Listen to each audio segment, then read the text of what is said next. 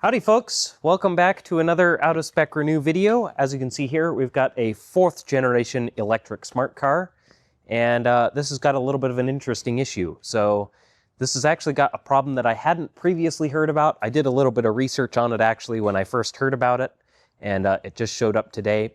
But essentially it's got an error with the coolant pump for the powertrain where it's basically timed out. So they have basically a timer built into the powertrain control unit, and once the coolant pump runs for some set number of hours, it basically it just makes the coolant pump stop working, sets a permanent code, and there's really no way to clear it as far as Smart or Mercedes are concerned. There's some pretty similar issues that happen with the battery contactors on these cars after a set number of cycles. I actually have a video that I did about that on my other channel, my personal channel, Alex the EV Repair Guy. You guys may see me in the comment section on some of these. But yeah, pretty similar issue on that car. This one does not have the contactor issue, but it does have the coolant pump issue. I've done a little bit of research, and it seems like there is indeed a way to clear it. So we're going to get into that with this video, and hopefully this should be a pretty short and simple repair. But it's one of those things where, as far as Mercedes is concerned, it kind of turns into a major ordeal because they end up wanting to replace the coolant pump, and then they end up wanting to replace the powertrain control unit ECU, which ends up being, basically a stupid amount of money for a problem that really shouldn't exist. So let's get this thing fixed.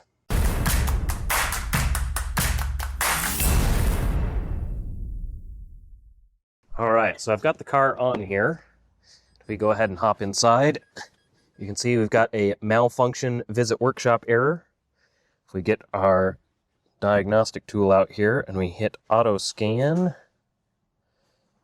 we can scan for faults, see what we get. I'll try and get this up on the steering wheel where it's a little bit easier to see. And we've got a couple different faults going on here. So let's go report. All right, so we've got a couple of faults. This one actually wasn't present when I saw it before, but that might just be, it's a stored fault, so it might just be a glitch. And then we've got a CAN communication thing, also stored, not an active code. So who knows what that was about, but what we're really looking at here is this coolant pump electrical fault general system error. So basically this is that coolant pump timeout issue, and like I said, as far as Mercedes is concerned, there's no way to clear this code from the ECU, but we're going to get a workaround to that, and this will be my first time attempting it, but hopefully it works, and we'll see if it does the trick. All right, so we've got the car on. As you can see, it has the malfunction visit workshop message. I've got the computer out. I'm going to open up this program called DDT for All. And basically, this is actually a diagnostic and programming program for Renault vehicles. In case you didn't know, these 4th generation smart electric cars are basically the same powertrain as a Renault Zoe. It's all Renault powertrain parts. So we should be able to reset our water pump code here. I'm just selecting my interface device, which you can see we get a pop-up there, OBD link SXEX for this, which is what our cable is here. So I'm going to go ahead and select that, hit connected mode. Oh, and of course it wants us to say, I'm aware that I can harm the car if badly used. Yes, I agree. Okay, and it'll open up our program here. Now, I had to screw around with this for way too long to initially try and get this connected to the car, so hopefully it works this time. But I'm going to just hit this little search bar and hit CAN. Okay, it did identify the ECU, so it's going to go through its whole little process here to connect. And once it's connected, I'll show you guys the steps to hopefully get our water pump timer reset. And in theory, our malfunction message should go away once we do that. So I'll come back to you guys when this is finished scanning for ECUs. All right, so we got all of our data. It scanned the ECUs. This is a little bit difficult to navigate here, so I've kind of skipped over some stuff off camera. Basically what I did was I clicked on our ECU thing here, then I clicked on development right here with 2 P's. Apparently that's the French spelling for development, so not actually a typo. Under development, we want to scroll down to where it says Sauvegarde EEPROM. So we have that highlighted here. Then we're going to go up and we're going to click on this icon. It's a little hand with a gear. It says this feature is experimental, use at your own risk. We get it. So this is already set to what we want it to, this after sales 10C0. Yeah, that's the one that we want. And here we want to scroll down. It's pretty close to the bottom, but we want data right. And I think it's 3531. Yeah, so $3531. So we're not quite there yet. There we go, 3531 V timer drive water electric pump on. So that's the water pump timer. Then we want to make sure we're clicked on this data to send. I don't know if we need to click on that specifically. I'll have it clicked on. And then we hit execute. Okay, so it says missing data in table. Dang.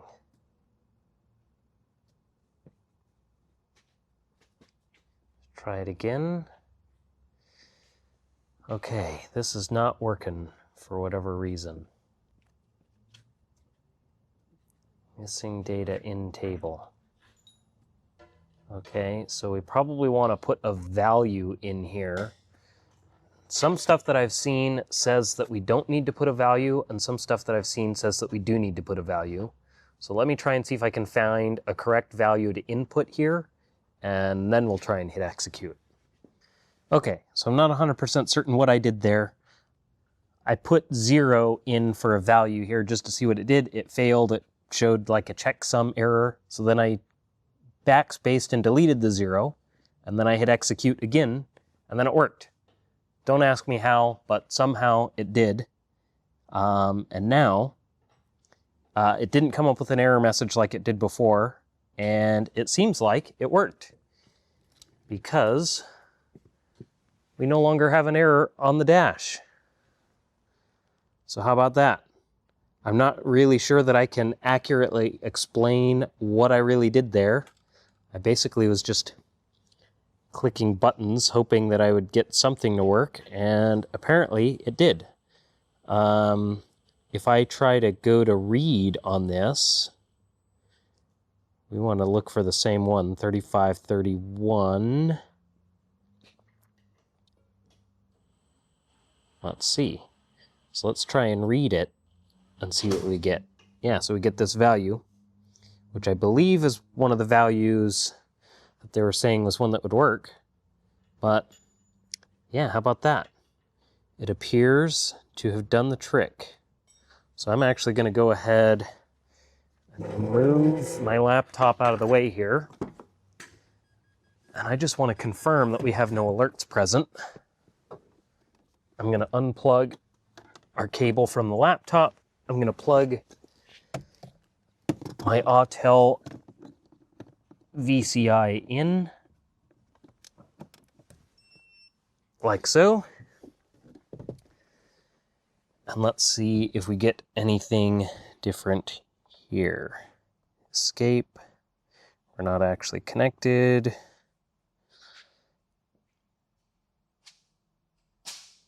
It'll take it a moment.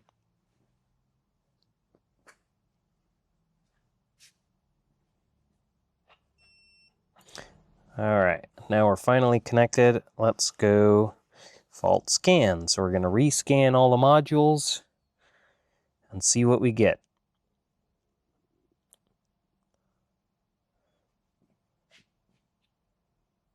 All right, so we only have one code in the PTCU instead of 2 like we had before. And look at that. So we only have the same 2 codes that were there previously. Those are just stored codes, by the way. They're not active codes. We may even be able to erase those. And look at that, they erase. So I think that we're fixed here. I guess we'll try and take this thing for a little test drive and just see if it does anything different. And I think we're good to go here. So hopefully that's that. All right, we're going for a nice little test drive here in the Smart. It seems like everything's working the way it should. These big knobby tires sure are noisy. But it seems like everything is working the way that it should be. I've got no errors on the dash. So I think we're all good. I'll just take it around the block here, get it back to the shop, and then we'll wrap this thing up. Alrighty, so that's a wrap on this one. We were able to successfully reset the water pump timer. Like I said, this is kind of a known problem for these cars. And yeah, there's a bunch of stuff in some of the online forums and stuff for these. Big shout out to the Smart Cars of America forum. I think it's something like that. But that's where I was able to get all the information to actually do that reset. But yeah, essentially anytime the car is on or charging, the water pump runs. And there's a timer on it, and eventually it just runs out of a timer, and then it basically sets that permanent code in the ECU. Mercedes has no way to reset that code, so if it fails, their solution is replace the water pump and the ECU. And I think usually it's like $400 or $500 to do all that work, when it's just a timer that has hit its limit. So anyway, yeah, that's that fun.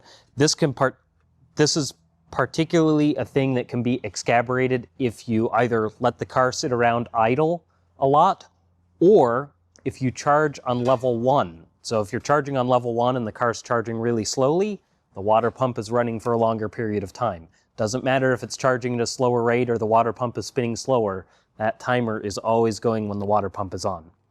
So anyway, that's that. If you like the sick lift kit and tires on this thing, big shout out to the guys at Little Big Supply. This is actually their car. I think it was kind of a development engineering test mule car for doing the suspension for the 4th generation Smart Electric here. And yeah, I believe this car is actually even for sale. But yeah, that's it for this one.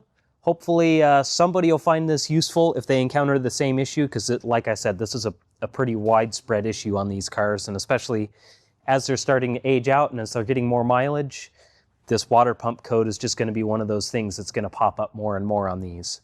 So, as always, thanks for watching.